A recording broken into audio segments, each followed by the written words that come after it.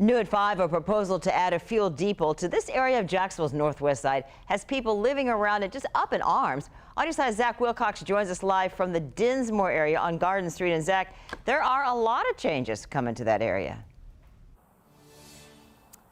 Yeah, Jeannie, it's not going to be rural too much longer. You got more than 200 homes going in. You see the sign there on that side of Garden Street. But if you come over to this side, those homes, that's not what people are worried about. What they're worried about is a proposed fuel depot just a few hundred feet away on this side of the street. And they're really concerned about what would happen if something were to go wrong with all that gasoline.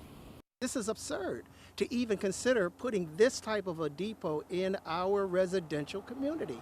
It's just wrong on so many levels. In the woods right near Harry Webster's house, Belvedere Terminals, a transportation company, is seeking to rezone the land for a fuel depot to store gasoline, diesel, propane, and jet fuel. The proposal would put the massive fuel tanks within 1,200 feet of the folks living in the St. James subdivision, 800 feet from the homes off Paxton Road, and less than 750 feet from the new neighborhood, Hawks Meadow, that hasn't been built yet. There's a bus stop that's literally 5 steps away from here. I know at the end of the day it's about money, and they want to bring jobs to the area, but there's other things that could be built that could be beneficial for this community. Webster says he brought up his concerns over fumes from the gas in the air during a community meeting where he says Belvedere Terminals officials told him it won't be an issue. Where do you think the fumes are going to go? They're going to go up in the air. They're going to impact the surrounding community and the surrounding area. People are going to be breathing these fumes. Another concern for him and his neighbors, if something were to cause the tanks to explode. Can't even imagine that they would put this bomb, because that's exactly what it's potentially going to be if something goes wrong.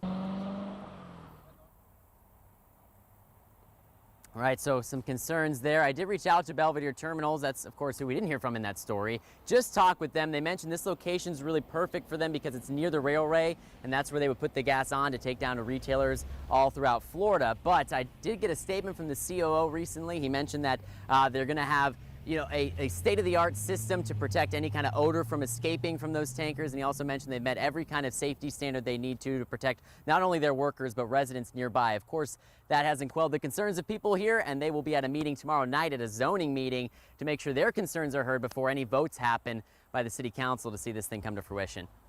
On the north side, Zach Wilcox, First Coast News, on your side.